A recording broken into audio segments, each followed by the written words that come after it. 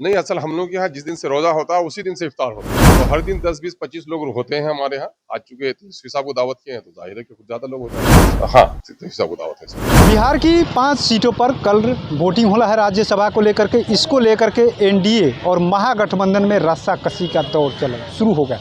आपको बताते चले कि विधायकों को अपने पाले में यानी समेट के रखना दोनों गठबंधनों के लिए बड़ी चुनौती है। और इस चुनौती के लिए देखिए तस्वीरें दिखा रहा है किस तरीके से। देखिए ये जो है पनास कौटिल्या है और इसी होटल में महागठबंधन के विधायक लगातार सुबह से ही पहुंच रहे हैं और कई विधायक अभी अभी पहुंच रहे हैं। यानी कहे कि उसको लेकर के भी हमने बात करने की कोशिश की।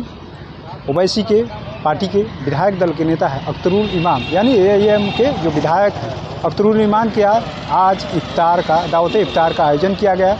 वहाँ पर तेजस्वी यादव सहित कई बड़े नेता पहुंचेंगे। इसको लेकर के भी जब हमने सवाल किया कि क्या महागठबंधन को न्योता आपने दिया, उन्होंने साफ इनकार कर दिया है।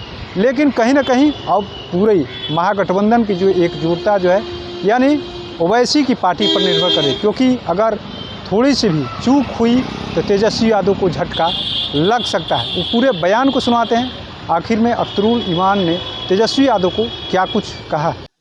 नहीं, असल हम लोग के यहाँ जिस दिन से रोजा होता है उसी दिन से इफ्तार होता है। आज खास करके नहीं है।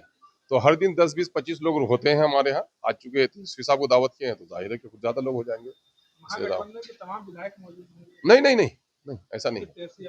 हाँ, हिसाब को दावत है। तो आपने सुना किस तरीके से एक तरफ बैठकों का दौर है, दूसरी तरफ AIM के विधायक जो हैं अख्तरुल इमाम अपने आवास पर है दावत इफ्तार का आयोजन किए हैं। उसकी तैयारी में लगातार जुटे हुए हैं। हालांकि अभी एक तरीके से राज्यसभा में किसके साथ हुए एक तरीके से कहे तो यह माना जा रहा है कि तेजस्वी यादव अपने पाले लाले की कोशिश में हद तक कामयाब हुए हैं। लेकिन कहा जा रहा है कि कभी भी खेल एनडीए कर सकता है, क्योंकि लगातार ओवैसी के विधायकों को लेकर के सस्पेंस भी। हालांकि तेजस्वी यादव पूरी कोशिश में जुटे हुए, उसी कोशिश का एक हिस्सा है कि आज यहाँ पर द पनाचे होटल है यानी द पनाचे कौटिल्या जो होटल है, यहाँ पर लगातार विधायकों को एक एक करके बुलाया गया है और महागठबंधन के अधिकतर जो विधायक हैं वो यहाँ पर पहुँच चुके हैं। और कल जो है सुबह ही यहीं से विधानसभा जाएंगे और यहाँ से वोटिंग करेंगे। ऐसे में देखना होगा कि तेजस्वी यादव जब यानी अख्तरुल इमाम के आवास पर दावत इफ्तार में शामिल होते हैं उसके बाद से क्या कुछ समीकरण बदलता है,